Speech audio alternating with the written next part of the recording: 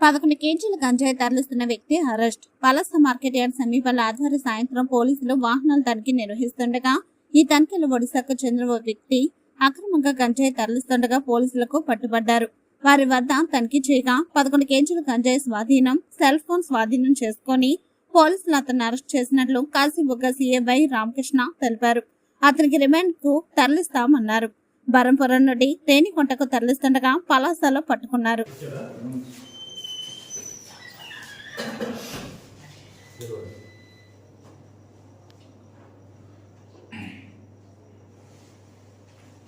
ఒరిస్సా బరంపూర్ నుంచి వెల్లూరు తమిళనాడుకి తీసుకెళ్ళడానికి వస్తుండగా ఇంటర్సెప్ట్ చేసి పట్టుకోవడం జరిగింది.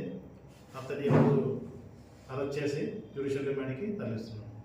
ఇతనితో పాటుగా బ్యాక్ ఎండ్ ఎవరు ఉన్నారో, ఫార్వర్డ్ లింక్లు ఎవరు ఉన్నారో అన్నీ కూడా వెరిఫై చేసి తదుపరి దర్యాప్తులో భాగంగా వాళ్ళందరూ కూడా అరెస్ట్ చేయడం జరుగుతుంది.